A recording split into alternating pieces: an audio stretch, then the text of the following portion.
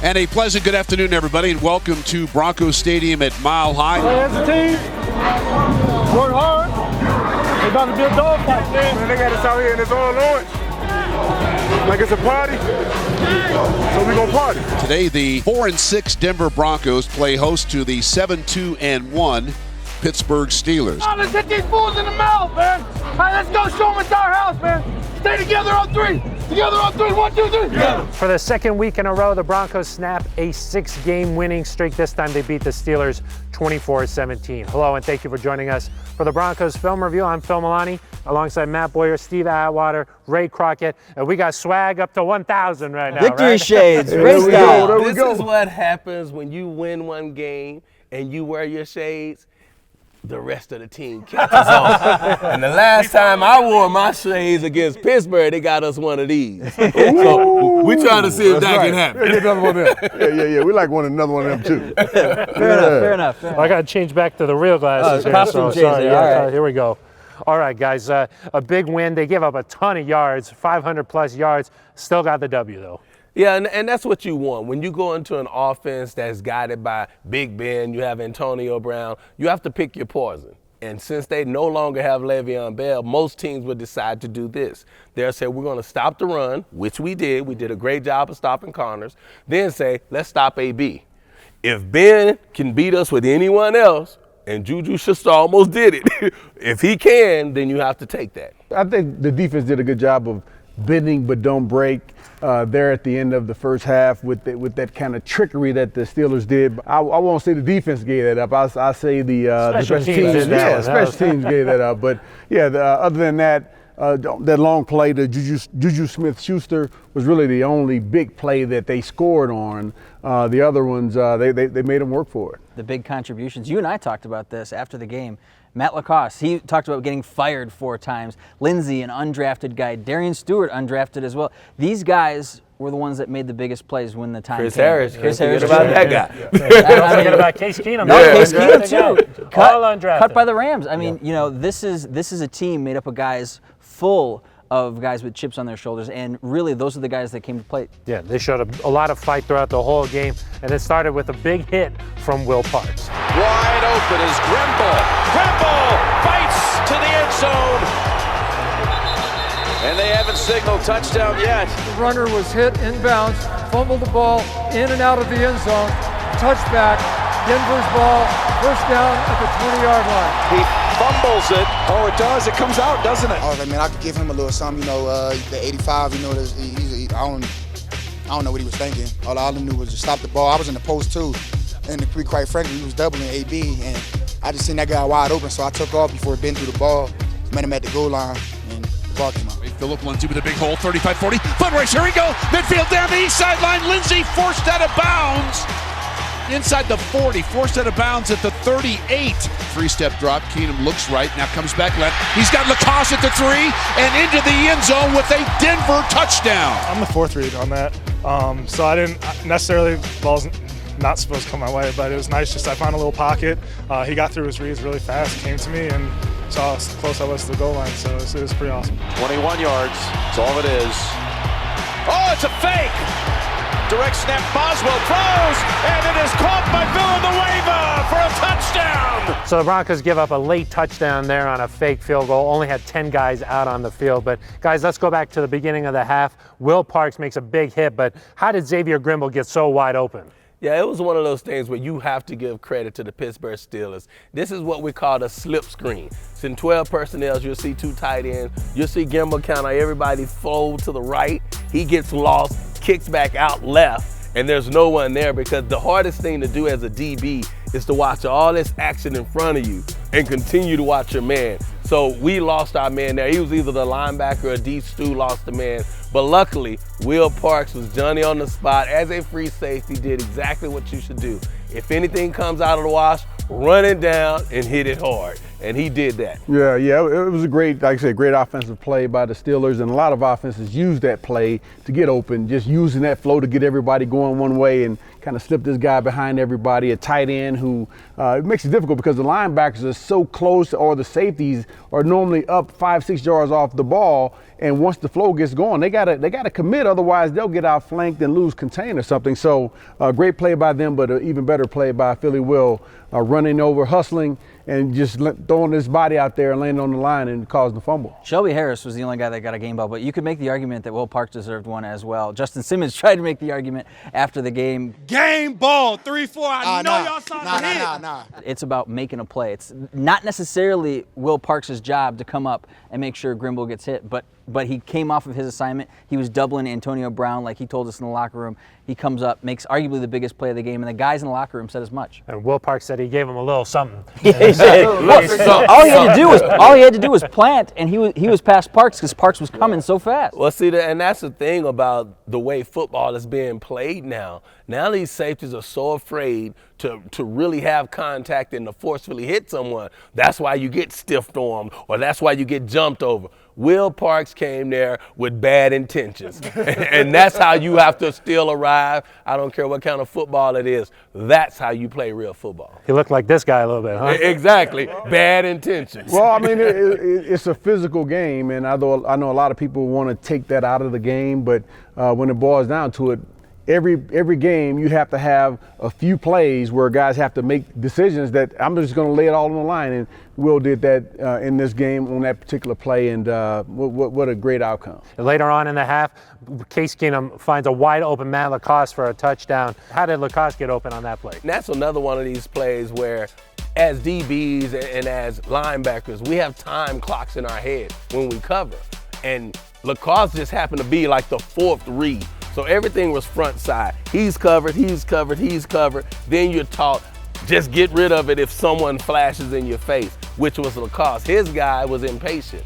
His guy saw Philip Lindsay run to the flat. He took the flat, and it was really one of those things where I'm in a zone. I could either stay here and wait for the ball to be thrown, which is what you're supposed to do, or I'll jump one and see if he can read the other one. And that's what he did. He jumped Philip Lindsay and left Lacoste wide open. What a great find by Case Keenum, and a great throw. And we got to give our offensive line credit for giving Case Keenum the time to get to the fourth read. Yes. How many times has he only been able to get to even the second read or the third read, not be able to get to the fourth read? So hats off to the offensive line for making that happen as well. Lacoste said in practice, they ran that play multiple times.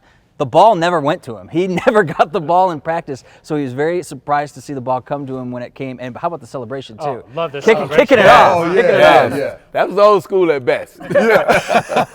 You guys couldn't celebrate like that, right? No, man, trust me. I think I did a couple of times, and this guy would stop me from celebrating. Yeah, man, stop all that. He was always pissed off when I stopped on the one and turned. He'd drag me in the end zone. I'm like, come on, man. Have some swag, Steve. Well, it was 10-10 at halftime, but the Steelers got a big play right at the start of the second half. And backpedaling to the end zone, getting rid of it. Off the hit and picking up a man in stride. It's Smith-Schuster. Smith-Schuster inside the 30. Stiff arm, and he's going to go 97 yards for the touchdown. Five-man pressure. Roethlisberger standing in the pocket, throws it crossing around, and it'll be intercepted.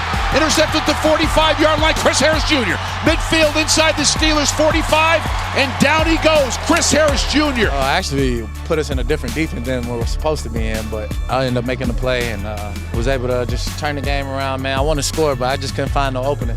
Loads it up, home run ball. He's got Sanders. Sanders runs underneath it, makes the catch, and tumbles to the ground inside the 5. First and goal, Keenum rolling, flinging, and finding his target, Sanders, for the touchdown. It was actually up-tempo. I was able to block the end and loop back around, and Case found me. So it was a great play by Case. It definitely was a broken play.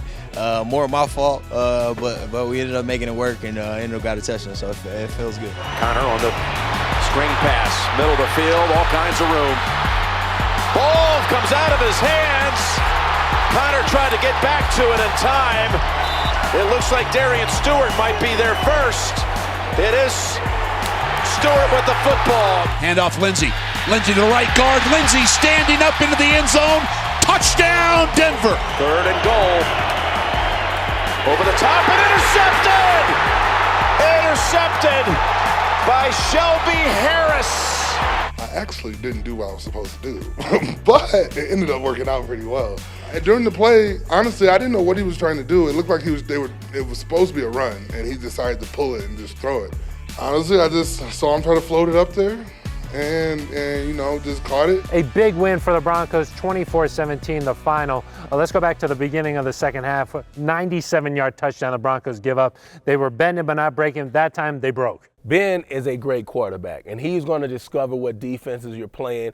And he found out, hey, what they're doing, they're shadowing Antonio Brown either with a double or with an outside linebacker cheating over there. So who's the one-on-one matchup? It's Juju.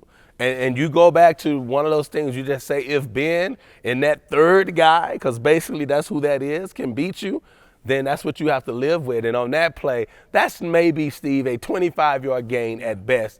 But the safety took a bad angle, and there's no way Juju should outrun the safety in the corner to the other side of the field. If the safety takes a better angle, turns him back, then Roby makes that tackle for about 20, 25-yard gain. If the safety takes a bad angle, you see what you got. Bye-bye. Yeah. And, that was a heck of a momentum builder for them for the second half. And, of course, they scored it at the end of the first half and then came out with that score. It was really kind of a dagger. But the team was able to fight back and continue to fight. But, yeah, that's a play that should not have gone for that long of a gain and for a touchdown. Roby had him he's playing outside leverage, counting on some help from the inside from either a linebacker or a safety, and the safety ended up overrunning it and actually been on the same side of the receiver as Roby was. And you got to make sure they keep the receiver in between the two of them, and it would have worked out a lot better. Yeah. Ray, you mentioned it, the play by Roethlisberger. If he holds it for another half second, he's sacked because Shelby Harris put the center on his back. Yep. And Harris was all up in Roethlisberger's face, has to get rid of it, kind of a blind throw, and just drops it in perfectly. And that's why he's been one of the best in the league for such a long time. Juju turned on the burners. Yeah. Luckily, Roby and D. Stu made a big play later on in the game. Broncos had 4 turnovers in this one. Let's talk about that Chris Harris Jr. interception. A heads-up play by Chris Harris, right? Yes, definitely, because if you see Chris Harris on this play at the beginning of the play, Joe Woods signaled in a defense, and Chris was like this, changing. He's like, we're changing it. So what he did, he actually was probably going to be straight man or something like that.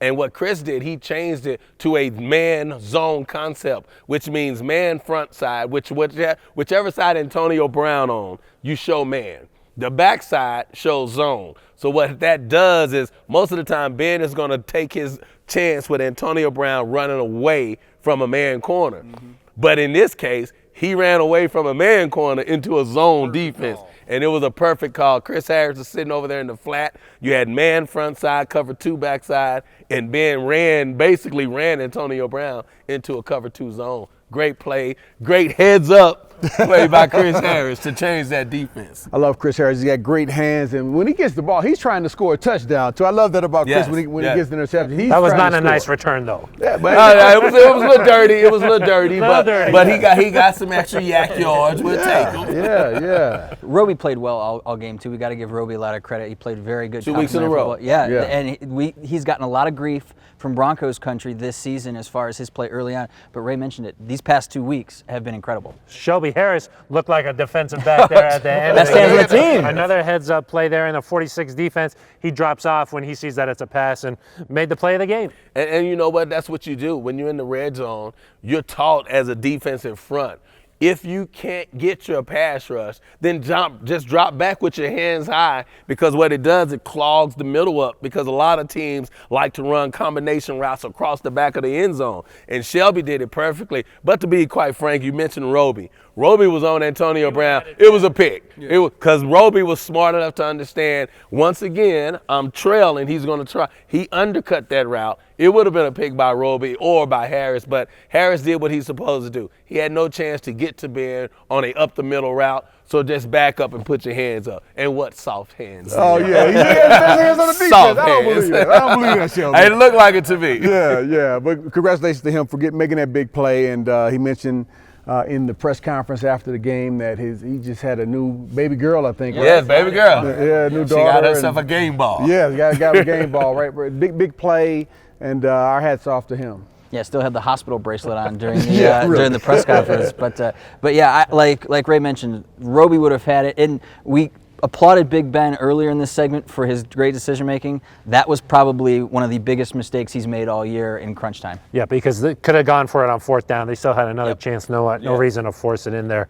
The Broncos got some bad news Monday. Jeff Hireman out for the rest of the season. Shaq Barrett's going to miss a few weeks here. How much will that hurt the Broncos? Now with the Bengals team, they got to go on the road this week. Yeah, it's gonna hurt big time, because especially when you're on the road. When you go on the road, the way you quieten the fans down is by one, pass rush, or two, by running the ball down their throats. And Hireman has to deal with our 12 package, our 2 tight end package. So he's definitely going to be missed. And then you go Shaq Berry. Shaq Berry is one of the Smother brothers. He had a sack on Big Ben. He was one of the only guys to get Big Ben down. I think Big Ben only had 2 sacks, and he's gotten one of them. So he's a great relief guy for Von Miller and for Chubbs, and we're going to miss that for sure. Yeah, we're definitely going to miss Jeff. He was just really starting to get into a groove, having nice catches and doing a good job of blocking as well. But I think both Matt Lacoste and Brian Parker, they'll step in and do an admirable job. They've shown during training camp and preseason that they can make the catches and they can block. Now, I think on the other side of the ball, losing Shaq Berry, that's going to hurt us a little bit, because we had kind of have a good 4-man rotation going there. Now Von is going to have to play a little bit more, and Bradley Chubb is going to have to play a little bit more, but I think they'll be up for it. Shane Ray also going to have to play a huge role in these next couple of weeks. I definitely think this is going to be a big moment for Shane Ray, who, if you remember, the last time they went to Cincinnati, a pretty big game. I think he had a couple of sacks against Andy Dalton. Oh, well, the Broncos proved a 5-6 on the year, just one game out of that 6th wild card spot. All right, that's going to do it for us. For Ray Crockett, Steve Atwater, Matt Boyer, I'm Phil Milani. This has been the Broncos Film Review.